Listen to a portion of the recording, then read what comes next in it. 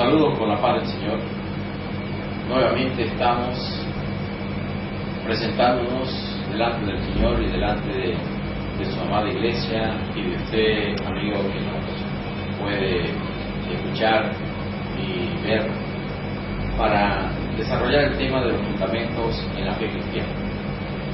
Estos fundamentos, como nos hemos expresado, son los que le dan sostenimiento, son los que le dan la firmeza, la estructura al edificio.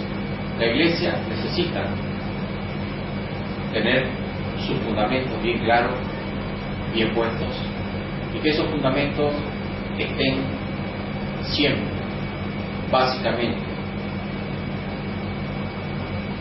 precisamente, sostenidos en la roca que es Jesucristo.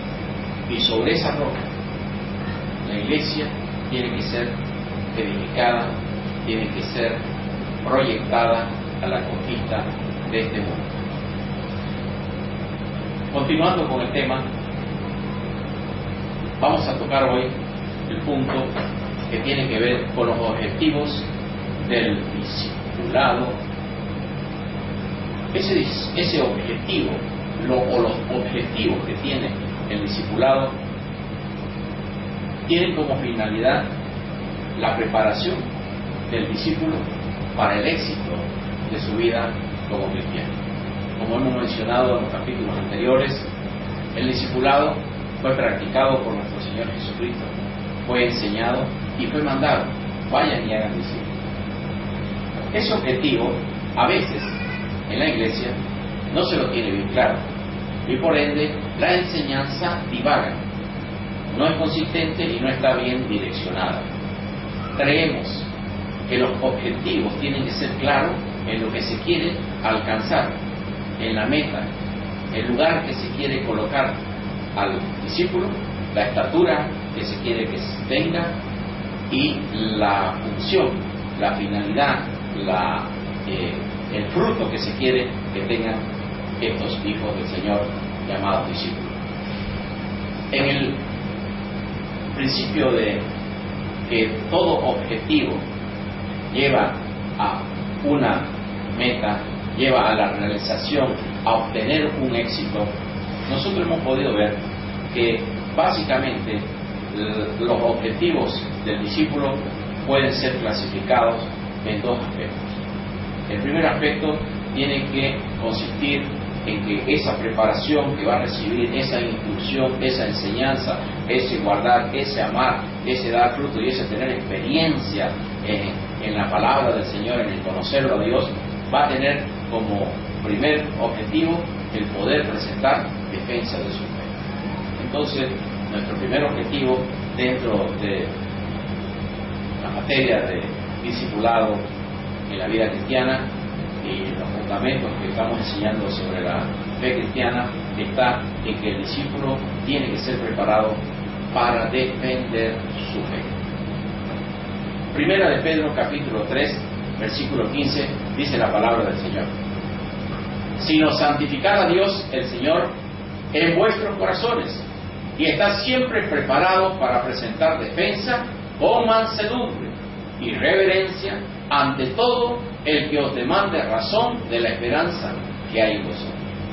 Objetivamente, el cristiano tiene que comenzar con una sanidad, tiene que dejarse transformar internamente, para luego proyectarlo hacia su sociedad, hacia el medio y el entorno que lo rodea, y ante cualquier persona que venga a preguntarle la razón de su conducta, su cambio de hábitos, su vuelco radical muchas veces hacia la santidad, a favor de el reino de Dios, a favor de la vida, la conducta dentro de la vida del reino, las personas vendrán a preguntarle: ¿por qué usted ha tenido ese cambio?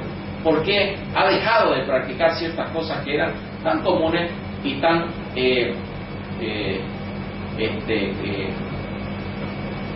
familiares dentro de la sociedad en la cual se encuentra? Dice la palabra del Señor que en primer lugar debo santificar a Dios en mi vida, en mi corazón.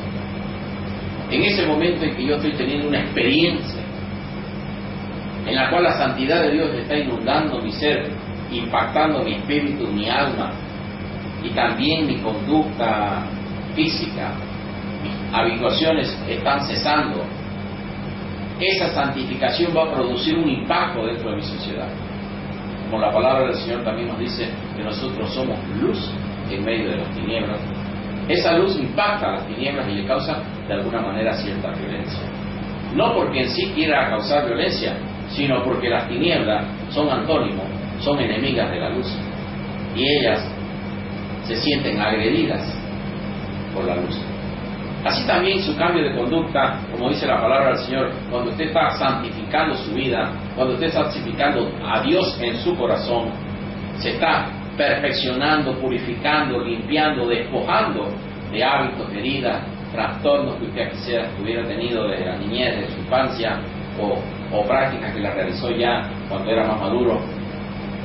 Al venir a Cristo se va a producir una serie de cambios, y al conocerlo más al Señor y al instruirse y al prepararse y al dejarse enseñar, también usted va a tener la posibilidad de hacerla con conciencia, hacerla con convicción, ese cambio de conducta. Ante la demanda, ante el requerimiento de la sociedad, de los amigos, de la familia, muchas veces que son los primeros que vienen de alguna manera a preguntar ¿por qué? El cómo, a qué se debe que ha cambiado de vida. Dice la palabra del Señor que presentemos defensa y lo hagamos con mansedumbre. Por eso es que es importante que conozcamos la verdad, porque la verdad nos da solvencia para poder presentar defensa. Cuando uno no sabe la verdad, tiende a agredir por el temor que uno tiene o siente desde la inseguridad.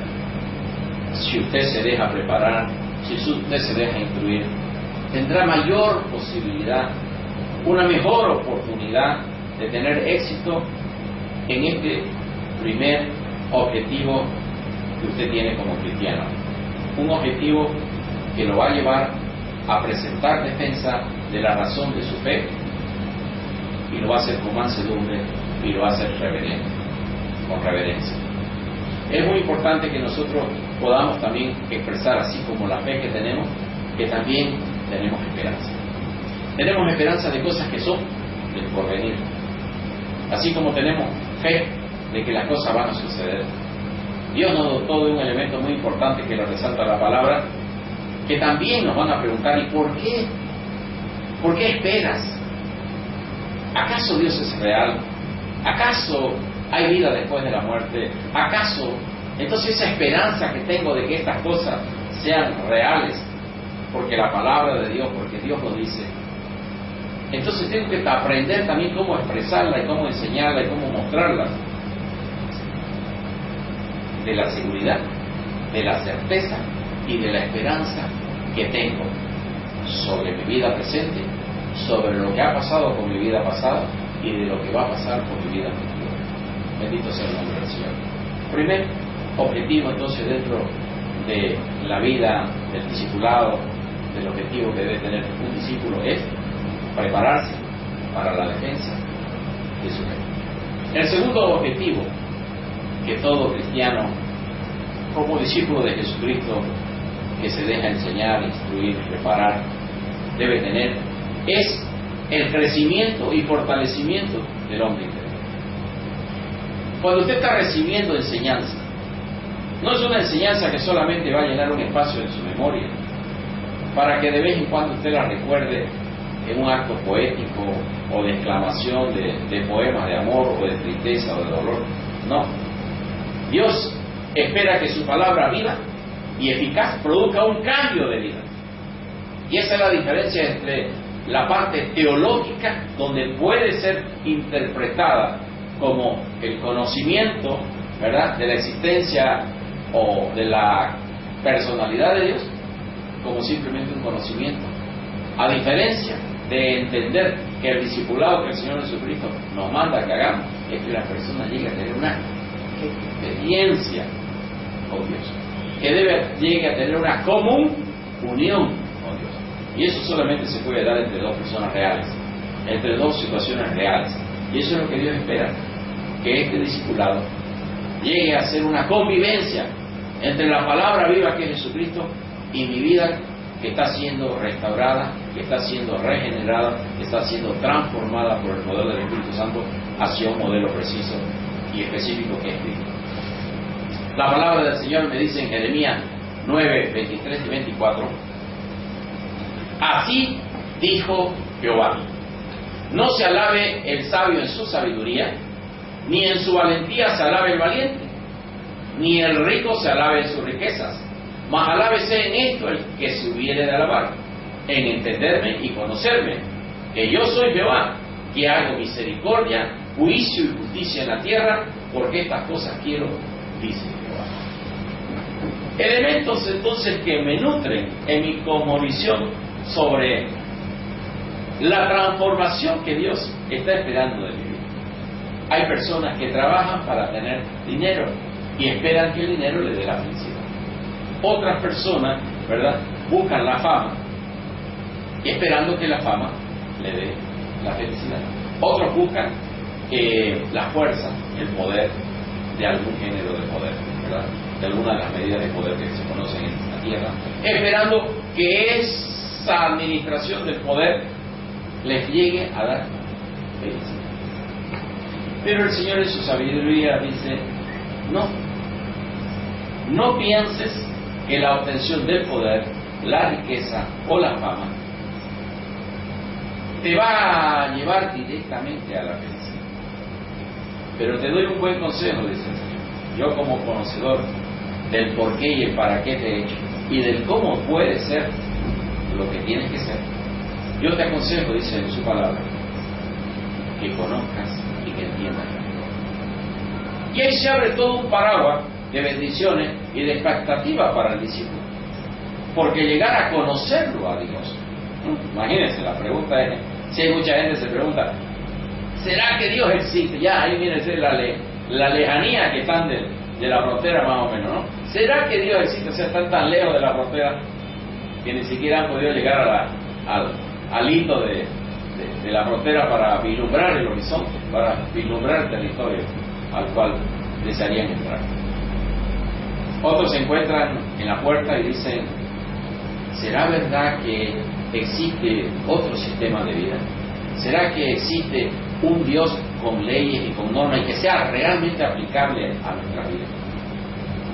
Entonces Dios dice: bien, ustedes que están fuera del reino, que no han podido experimentar ni siquiera la salvación, y eso es lastimosamente a veces se aplica hasta a cristianos que, habiendo recibido a Jesucristo como su Señor y su Salvador, no tienen la posibilidad, no han sido instruidos en entrar a las dimensiones del reino, en entrar a la vida del reino, que debe ser la vida normal del ciudadano. Un ciudadano tiene que ser normal viviendo en su país, no tiene que vivir por carta, ni por leyenda, ni por video, ¿verdad?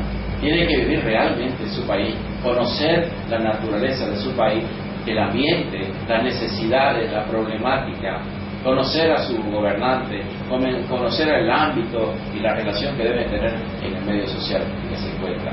Así también tiene que ser la vida en el reino.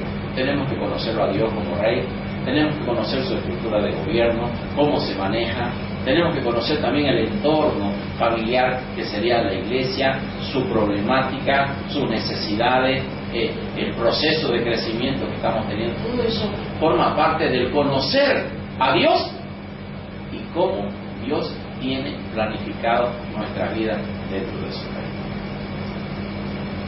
El segundo elemento que me dice que debe estar dentro de este propósito de conocerlo está el entenderlo a Dios. El entender es un proceso muy interesante que a veces el conocimiento puro no te lo da. Yo puedo conocer que Dios dispuso ciertas cosas, pero entender el por qué Dios las dispuso, eso se produce por una íntima comunión con Dios, una íntima comunión con el Espíritu Santo, el cual me revela lo profundo de sus pensamientos, de sus sentimientos y de sus intenciones. objetividad dentro de mi crecimiento. Tengo que alcanzar ese nivel. Jesús lo tenía. Le dijo a sus discípulos que tenían que alcanzar su estatura. Pablo nos lo dice en Efesios que tenemos que alcanzar esa estatura. Entonces es muy importante que nosotros comprendamos que la demanda de Dios es real y es posible.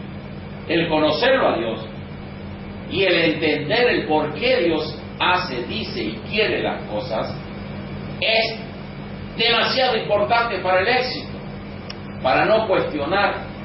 Cuando usted no entiende las cosas, cuestiona.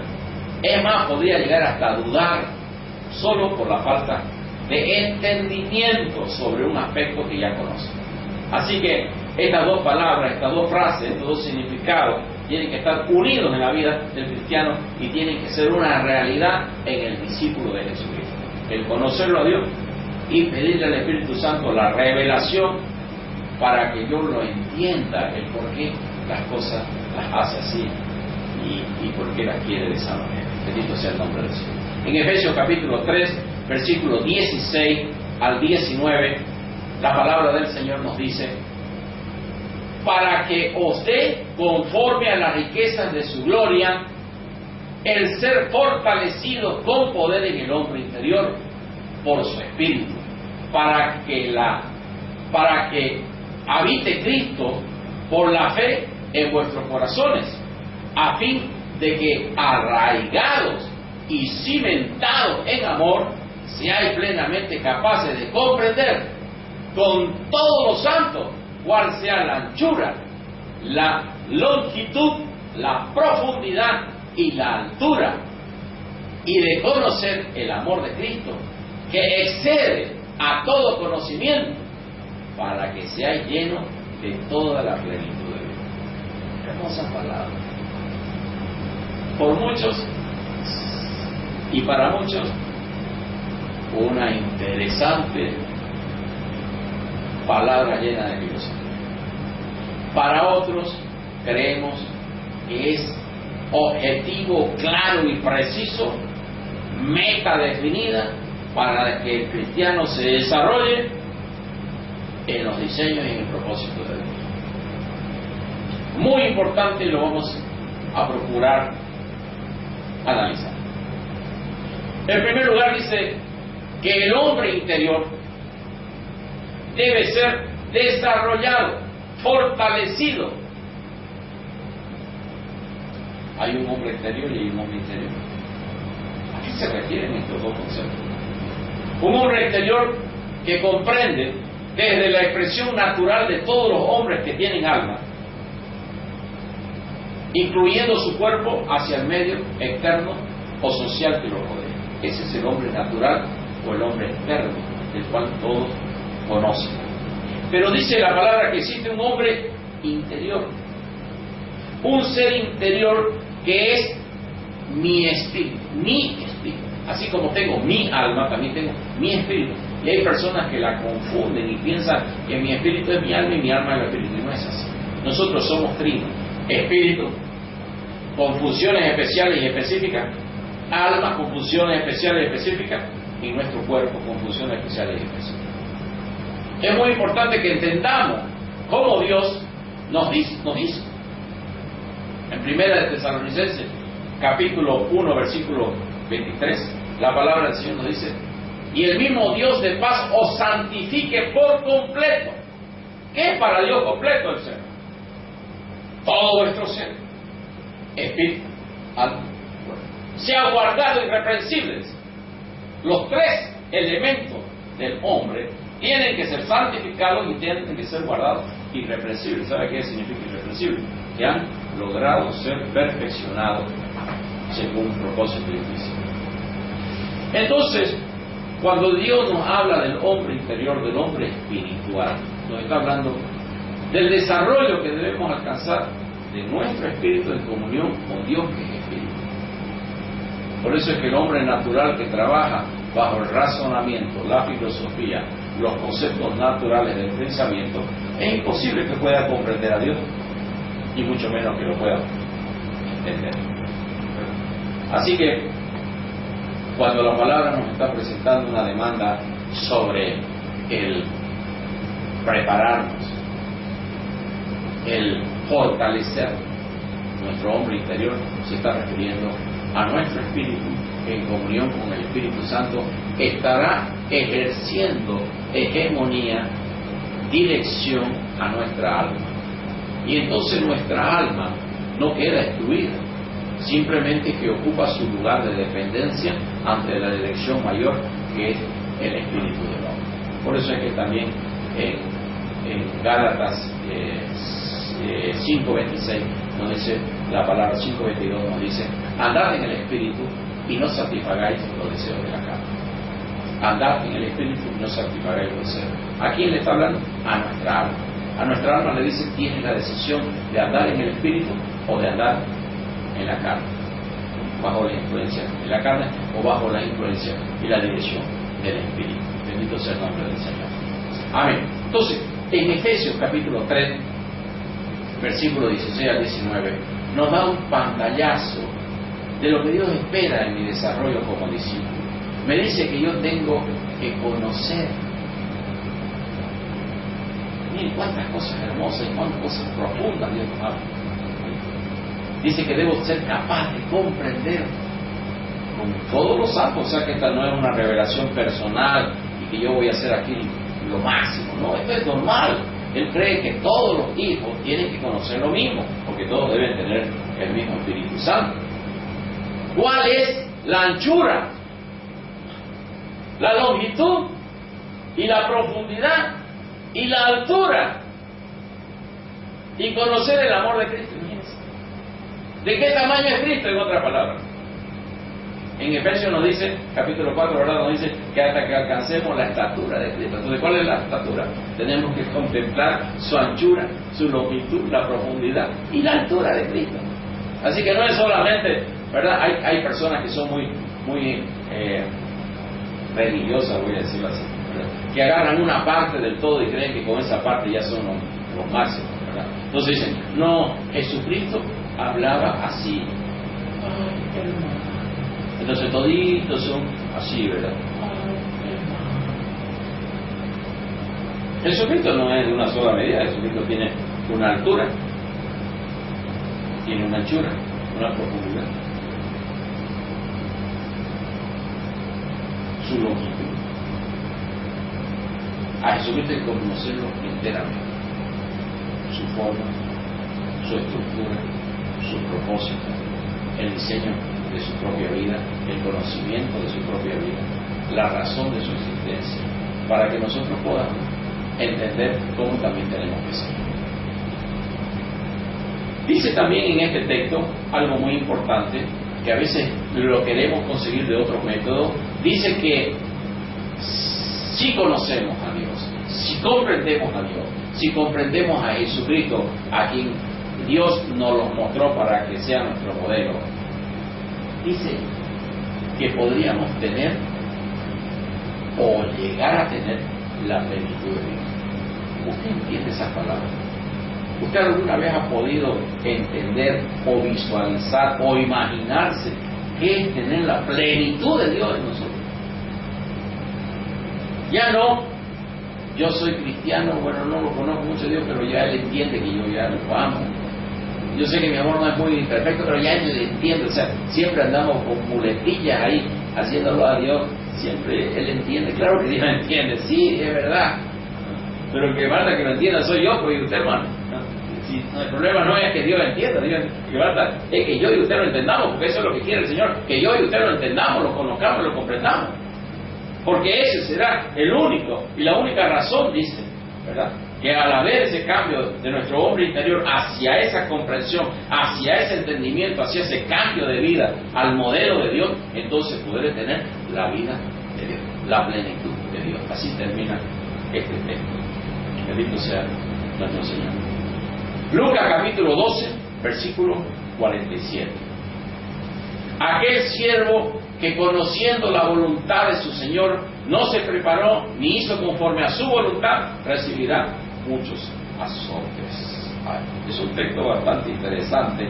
Poco nos gusta escuchar eso, pero está dentro de la palabra del Señor y debemos comprender.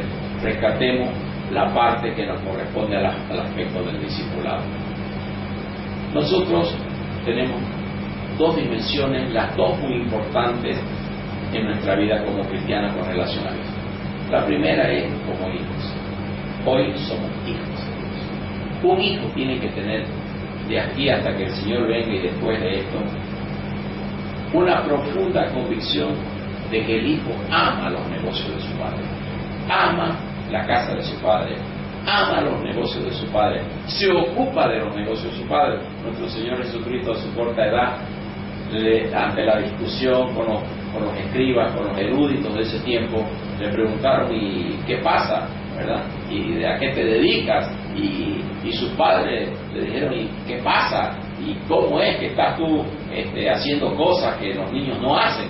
¿Verdad? Entonces él tuvo la respuesta precisa y correcta: en los negocios de mi padre tengo que estar ocupado, porque las cosas de mi padre son mías. Y eso es lo que le falta muchas veces al cristiano, la identidad. Él cree que es un miembro de la iglesia local, de su ciudad, y se debe a su pastor, y no tiene nada que ver con Dios, y no se siente parte del reino, y no vive y respira el reino, y no conversa con Dios, el Creador, su Padre, no tiene intimidad con Él, no le pregunta en qué lo puede servir, lleva su vida religiosamente, solamente hace lo que cree que puede ser ante la apariencia de los ojos aceptable. No se pregunta lo que Dios quiere. Dios quiere que lo conozcan y lo que tiene que lo trabajen para Él. Entonces, es muy importante este texto porque me muestra que la dimensión de Dios es que cuando te encomienda una misión, cuando te encomienda un propósito en tu vida, que todos los cristianos tenemos un propósito en la vida, que algunos se mueren sin saberla, ese es otro negocio, pero no es problema de Dios. Otros la llegan a saber y son cobardes para hacerla, ¿verdad? Y otros bregamos porque suceda eso, y en eso está lo valiente y lo esforzado. Cuando ese cristiano, cuando ese discípulo conoce la voluntad de su Señor, dice, y no la hace, el Señor es justo para pedirle el otro elemento, ya no como hijo, sino como siervo, que es nuestra segunda dimensión. Una es como hijo y la otra es como siervo, como esclavo, porque Él nos compró, nos redimió, estábamos tirados en el infierno, condenados, y Él compró nuestra redención, nuestra vida, y no nos compró un pedazo, nos compró todo. Entonces, como Señor y nosotros como su siervo, tenemos, en segunda dimensión, la obligación de obedecerle. Así lo entendamos o no lo entendamos, porque el esclavo no tiene por qué entender. Entonces entra esa otra segunda dimensión que la tenemos que entender, que no solamente somos hijos, sino que también somos siervos de Dios. Y que no es necesario que Dios le explique. Por ahí Dios le explicó y fue usted el que no lo entendió. Entonces no es problema el que entienda, el que no entienda. En el nivel de siervo nos corresponde la obediencia. Así están unidos esos dos elementos. El siervo tiene como objetivo la obediencia. Con esa está asegurando su libertad, su éxito en ese ministerio de siervo. Cuando Dios te muestra en una prédica, leer la palabra, en el cotidiano vivir, en tu vida normal, te muestra y te dice: hijo mío, yo te necesito.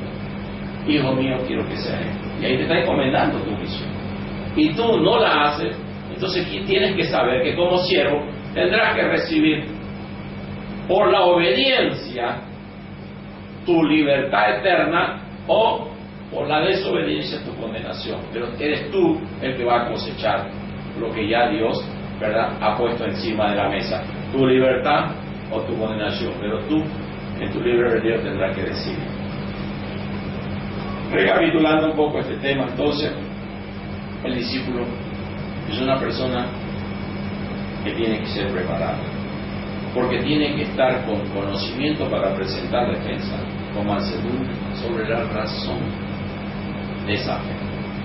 ¿Por qué tomó esa decisión de seguir aquí? Y en segundo lugar, dejarse transformar en su hombre interior, para poder comprender, gracias a la transformación que Dios está haciendo a través del Espíritu Santo, ¿cómo es Dios? Porque si Dios es así, yo que fui hecho a imagen y semejanza de Dios en Adán, tengo que volver a hacer lo mismo, porque Dios no tiene sombra de variación y Él no tiene mudanza. Él no cambia, sus proyectos son lo mismo.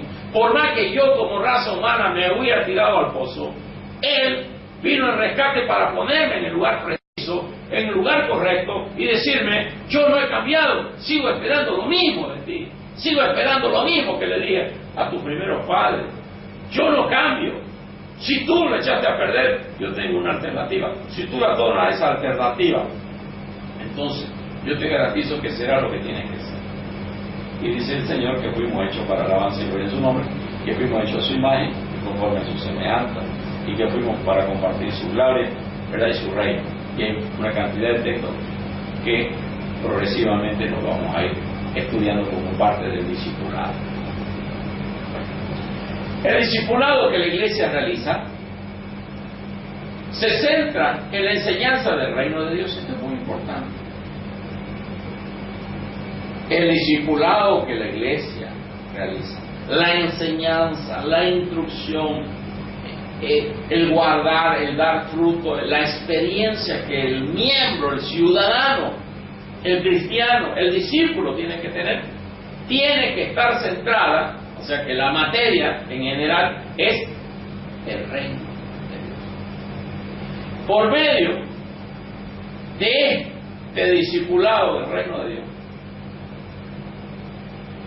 es que conocemos a Jesucristo como el autor y consumador de todo el éxito, tanto de mi entrada al reino como mi permanencia y mi seguridad en Cristo Jesús como vida eterna. Amén. Es importante entonces que lo vamos a entendiendo que lo que la iglesia va a presentar como modelo de discipulado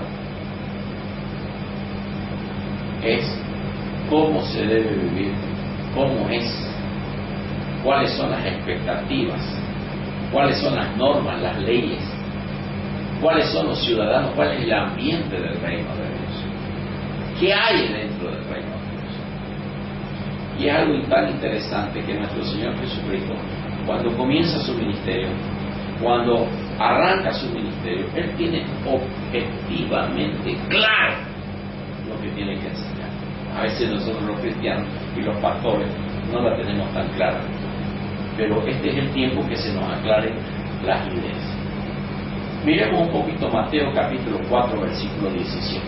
Mateo 4, 17 dice la palabra así. Desde entonces, desde el comienzo de su ministerio el Señor, desde entonces comenzó Jesús a predicar y a decir, arrepentidos porque el reino de los cielos se ha acercado. ¿Qué les está diciendo? Abran sus ojos, presten atención. El reino de Dios, el reino de los cielos se ha acercado. ¿Acaso hay otro reino acá? ¿Ah?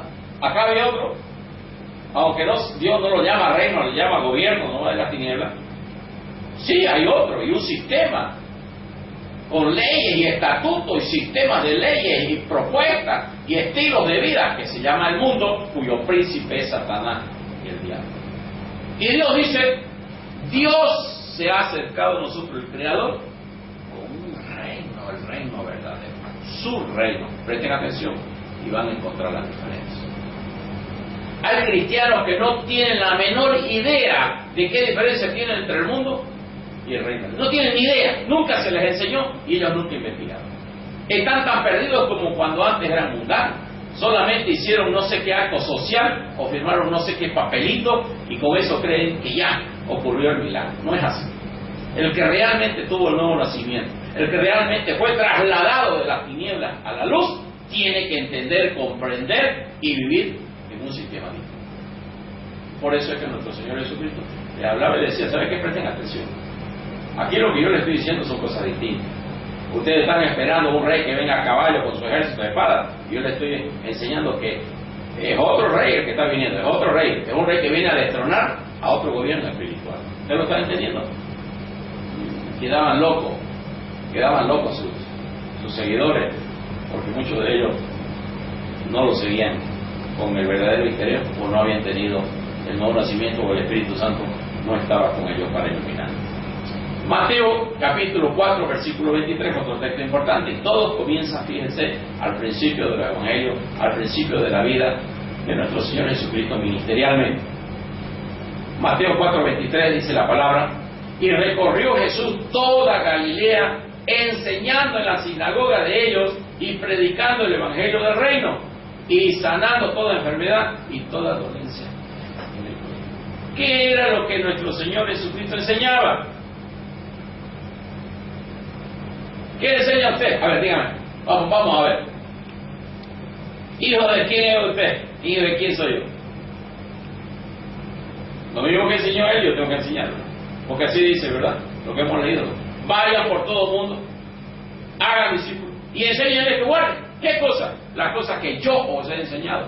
Por favor, hermano, aprendamos una vez a ser obedientes, porque si no vamos a recibir muchos azotes por desobedientes, por incapaces de obedecer. Cuando nuestro Señor Jesucristo comenzó su ministerio y estableció el pie de playa del reino de Dios acá en la tierra, Él comenzó a predicar y dijo: existe un reino, y ese reino está en los cielos y es de mi Padre, y es del Dios verdadero. Y Él es mi Padre, y es el Padre y creador y sustentador de todas las cosas. Y quiero que lo entiendan. No es Perico los Palotes, no es don fulano, no es el señor presidente el que le da el pan, no es el gobierno el que le da el pan, no son las autoridades locales las que le dan el pan. Es mi Padre, creador y sustentador de todas las cosas, y Él quiere venir a establecer su reino acá en la tierra. ¿Lo entienden? Entonces la gente comenzó a decir: ¿qué cosa? Este nos habla como cosas que nunca hemos escuchado. Sin embargo, en la palabra de Dios siempre estuvieron estas verdades, solo que leían y no entendían, porque no las leían para conocerlo a Dios, las leían no sé para qué cosa. Quizás hay cristianos de esa clase hoy día, pero de eso se trata, de que aprendamos a revertir las cosas, que aprendamos a tomar el día que el Señor nos toca la puerta, le abrimos nuestro corazón y cambiamos nuestra vida. Si la ignorancia fue parte de nuestra vida, es tiempo que se vaya. Es tiempo que abandonemos los rudimentos absurdos que se nos enseñó de vida tremendamente desenfocada de los propósitos de Dios. Importante entonces, el Evangelio que nuestro Señor Jesucristo anunciaba se traduce como palabra de buena nueva. Evangelios, palabra de buena nueva. Si todos vivían bajo el oscurantismo, si todo el mundo vivía bajo las tinieblas, ¿cuál era la buena nueva que nuestro Señor Jesucristo enseñaba? La luz vino al mundo.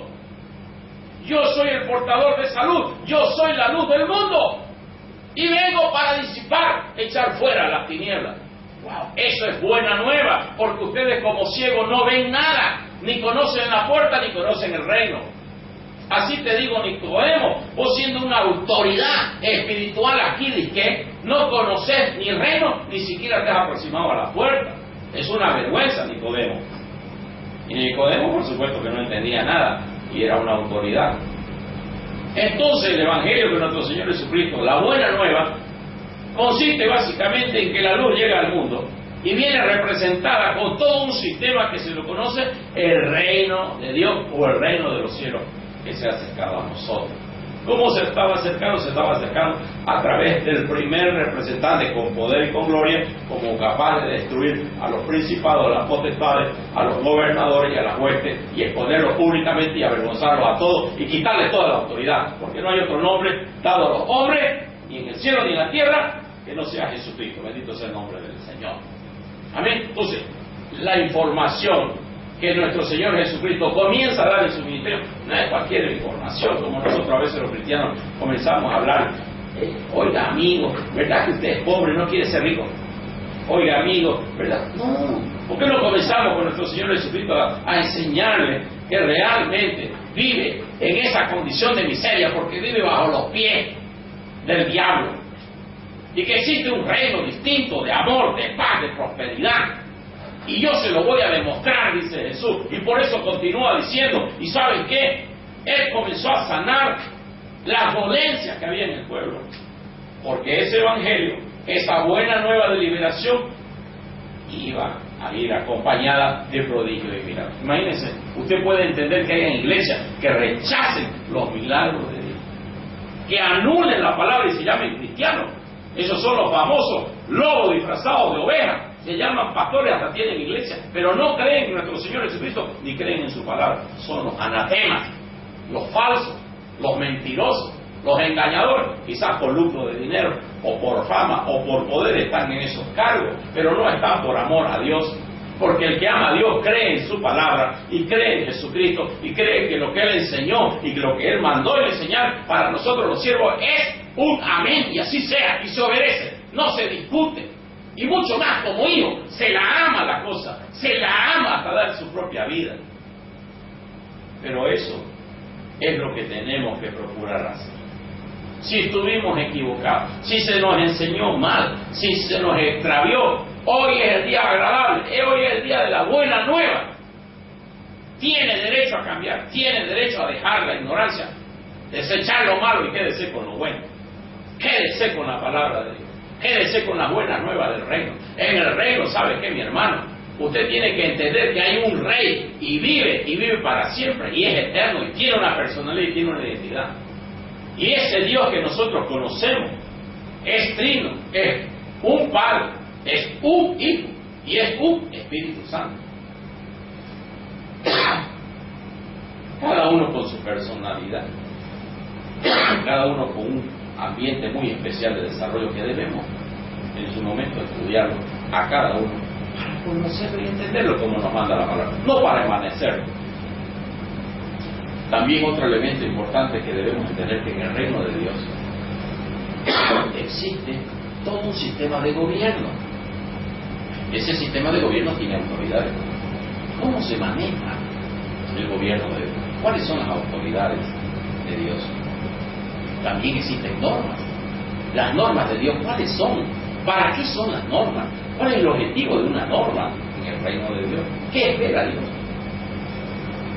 También tenemos los ciudadanos del reino. ¿Quiénes son los ciudadanos? También tenemos los sirvientes del reino. ¿Quiénes son los sirvientes del reino? Todos esos elementos tenemos que estudiarlos y comprenderlos y conocerlos para sentirnos en casa. Cuando uno entra a su casa, conoce dónde está la cocina, sabe dónde está el dormitorio, dónde está el living, dónde están los elementos que va a usar uno en su hogar. El reino de Dios es nuestro hogar. Tenemos que conocer cuál es la habitación de papá, de mamá, de mis hermanos. Hasta dónde puedo yo y hasta dónde mi hermano puede. Todas esas cosas las tengo que conocer porque es mi hogar. El reino de Dios es mi hogar. Es donde Cristo me trasladó de las tinieblas al reino de mi Padre. Bendito sea el nombre del Señor. Yo soy un ciudadano del reino. Y usted también, si tiene a Jesucristo con convicción. Amén. Marcos capítulo 1, versículo 14. Marcos capítulo 1, versículo 14, dice la palabra del Señor. Después que Juan fue encarcelado, Jesús vino a Galilea predicando el Evangelio de Dios. Y lo primero que hace Jesús, Marcos 1, primer capítulo de Marcos. Ya fue bautizado, fue al Jordán, Juan el Bautista fue encarcelado y Jesús comienza una vida activa dentro de su ministerio. ¿Qué cree que comenzó? ¿Cuál es su primer tiro? ¿Cuál es su punta de lanza de nuestro Señor Jesucristo? Y usted hacemos una reflexión este día. ¿Cuál es nuestra punta de lanza en la predicación del Evangelio, querido hermano? El Evangelio de quién anunciamos, a quién nosotros predicamos. Jesucristo, ¿a quién predicó? ¿Qué fue lo que vino a enseñar? Nosotros, por obediencia, por mandato, dice la palabra, que enseñemos lo mismo que Él nos ha enseñado. Enseñemos a guardar las cosas que Él nos ha enseñado. Marcos nos describe con algo muy interesante. Después que Juan fue encarcelado, Jesús vino a Galilea predicando el Evangelio. Usted se lo puede imaginar. Mira, ahí hay mucha tela que cortar. ¿Qué cree usted que Jesús anunciaba? ¿Cuáles eran las palabras de Jesús? ¿Qué es lo que Jesús conocía del reino? ¿Lo conocía a su Padre? ¿Conocía el nivel de gobierno de su Padre? ¿Conocía las estructuras, los ciudadanos, los sirvientes, y un elemento que no mencioné anteriormente, el territorio, las normas, ¿las conocían? Pues todo eso Jesús lo anunciaba. Aquí me lo resumen en 2 palabras. Él anunciaba el reino de Dios. Para que usted y yo le pidamos al Espíritu Santo que nos abra el entendimiento y que nos revele las cosas que Dios sabe que nos falta enseñar y que debemos hacerlas para cumplir la gran comisión. Gracias, Señor, por esta hermosa palabra, ¿verdad? Hechos capítulo 1, versículo 3. Hechos 1, 3. Mire lo que nos dice la palabra. A quienes también, después de haber padecido, se presentó vivo con muchas pruebas indubitables, apareciéndoseles durante 40 días y hablándoles acerca del reino de Dios. ¿Qué dice usted, mi hermano querido que me escucha? ¿Qué deduce usted que fue el tema del principio, el tema central y el tema final de nuestro Señor Jesucristo? ¿Qué le dice la palabra a usted y a mí sobre el ministerio de nuestro Señor Jesucristo? ¿Cuál era su temática? ¿Cuál era su objetivo del Señor? ¿A dónde invocaba objetivamente, dirigida la palabra, el Evangelio, la buena nueva? ¿En qué consistía? ¿Cuál era el tema central de nuestro Señor Jesucristo? Marcos 1 me dice cuando comenzó. Hechos capítulo 1, después de haber resucitado, después de habérsele presentado a su discípulo, y le dijo al discípulo, ¿verdad? Ven y mete tu dedito acá, Tomás, ¿sabes qué? Yo soy el que soy vivo. 40 días se le siguió apareciendo, 40 días. Dice la palabra, 40 días. Siguió el discipulado, siguió ministrándoles. ¿Cuál fue el tema? ¿Qué les predicó? ¿Qué les enseñó? ¿Qué les enseñó, hermano? ¿Qué enseña usted como siervo, pastor? ¿Cuál es su visión de usted, apóstol, profeta? ¿Se parece usted a Cristo? ¿Qué enseña usted? ¿Cuál es su objetivo? ¿Cuál es el propósito de su ministerio? ¿Cuál es el propósito de mi Señor? Es el propósito del siervo. Para eso Él vive, para eso vivo yo. Yo vivo para satisfacer el corazón de Dios y el ministerio de Dios. Jesucristo me dice que Él sabía lo que el hombre necesitaba y lo seguimos necesitando. Seguimos necesitando la misma información. Necesitamos saber que Dios tiene un reino, que Él es el rey, que Él es el gobierno supremo, que nosotros tenemos que llegar a ser, ¿verdad? Desde entrar por la puerta, que es la salvación, entrar al reino, conocer todo el ámbito del reino y sus ingredientes y componentes, y aprender a disfrutarlo y a crecer y ser feliz en el reino. Y así es como nos dice la palabra, mostrándole con pruebas indubitables de que Él era el Señor, de que Él es el Salvador, de que Él es el absoluto Rey de Reyes y Señor de Señores, y les enseñaba todos estos elementos, hablándoles acerca del reino de Dios, que ya se había establecido con su victoria absoluta. Cuando Él comienza su ministerio se ha acercado, pero cuando él lo derrota al adversario, cuando Él derrota al ladrón, al impostor, al que ha venido a robar, a usurpar la tierra y su posesión, incluyendo los hombres, cuando Jesucristo lo derrota al enemigo, entonces Él dice, se me ha dado un nombre que es sobre todo nombre, y es Señor en el cielo y Señor en la tierra. No hay otro Señor. Ese que había antes ya cerró la puerta. Está avergonzado y está humillado y está bajo mis pies. Y de ahora en adelante, yo como representante del reino de mi Padre aquí en la tierra, le encomiendo a ustedes, la iglesia, a que me pongan a cada uno de estos sinvergüenzas bajo mis pies. Y la iglesia es la encargada de poner a los principados, a las potestades, a los gobernantes y a todas las huestes bajo bajo los pies de Jesús. La iglesia, ya Él lo puso bajo su pie y se le encomendó a la iglesia para que nosotros lo ejecutemos a cabalidad. Entonces, en el nombre del Señor tenemos mucho trabajo. Gracias, Señor. Gracias, Señor, por este ministerio, ¿verdad? Gracias, Señor, porque usted nos permite enseñar todas estas cosas, ¿verdad? Quiero, para terminar, decirle que para que haya verdaderamente un discipulado tiene que haber un maestro y tiene que haber un discípulo, mínimo un discípulo, ¿verdad? Entonces, no pueden haber discípulos y maestros al mismo tiempo, digamos, ¿verdad? Yo soy maestro, siempre tiene que haber un ministerio dado por Dios con dones especiales y específicos, y eso es muy importante que entendamos que son 5 los ministerios que el Señor ha establecido en su iglesia a fin de edificarnos a cada uno de nosotros como miembros del cuerpo de Cristo hasta que alcancemos, Dios permita que alcancemos tener inclusive cada uno de los 5 ministerios como Cristo los tuvo, porque no hay ministerio personal que diga uno yo me voy a parecer a Pedro o a Pablo o a Juan, yo me tengo que parecer a Cristo porque esa es la demanda que estos siervos me hacen, que ellos mismos procuraron parecerse a Cristo. Y Cristo no es un solo ministerio, Cristo son los 5 ministerios. Y eso es otra revelación que usted la tiene que ir cimentando en su vida, porque la ignorancia es atrevida y la ignorancia es una tranquera, es una tranca al proceso de restauración que el Espíritu Santo está haciendo en nosotros. Lo que hoy estamos haciendo es abriendo las puertas del conocimiento de la verdad y la revelación para que usted tenga la posibilidad, la decisión la va a tener usted, pero en base al conocimiento de lo que Dios quiere. Se define como maestro al que ejerce el oficio de enseñar y tiene la habilidad de transmitir y hacer entender lo que enseña.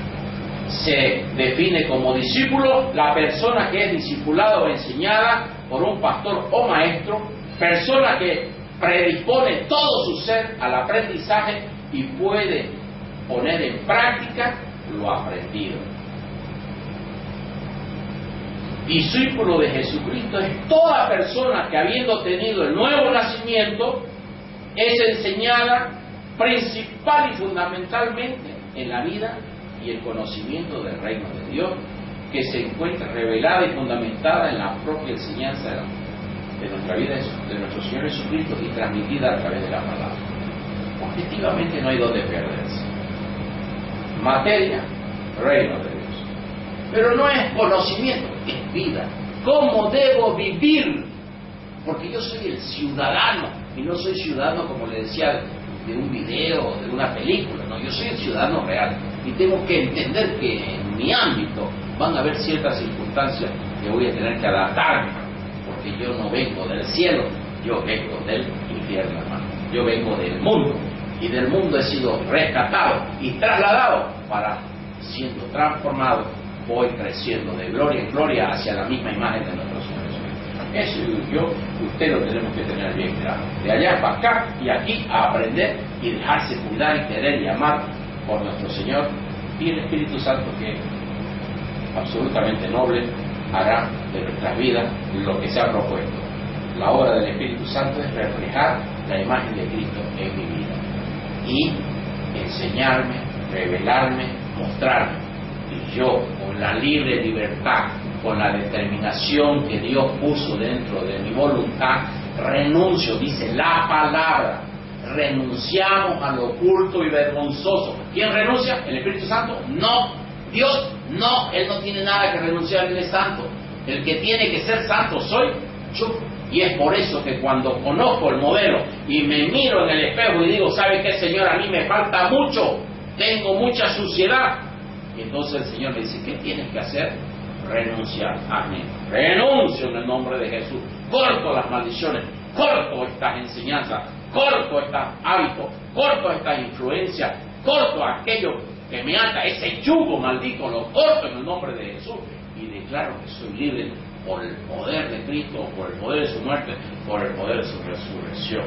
Y dice la palabra que en ese momento en que se produce toda esa renuncia, que el enemigo no puede contra la autoridad de Cristo y de mi voluntad en Cristo, el Espíritu Santo produce en mí un crecimiento que se llama de gloria en gloria. De gloria en gloria. Hermano, si usted siente que su vida pasó mucho tiempo, muchos años, y no hubo gloria, Sacúdase, hermano, sacúdase y diga, algo me estuvo atando durante todo este tiempo y ese no es el proyecto de Dios. El proyecto de Dios es que yo vaya de gloria en gloria a la imagen de Jesucristo. Si no me parezco un poco más cada año, cada día, algo está mal. Y yo le pongo en sobreaviso para que usted no vaya a ser engañado y no vaya a decir, en su día el Señor no me habló. Hoy es el día agradable, hoy es el día de la gracia, hoy es el día de la bendición. Dios lo bendiga. El propósito de todo este estudio es que usted sea feliz, tenga éxito y el Señor cuente con su vida como un estandarte, como un vaso de honra, como un punta de lanza para extender su reino en toda la tierra. Dios lo bendiga, Dios lo bendiga y Dios lo bendiga. Amén.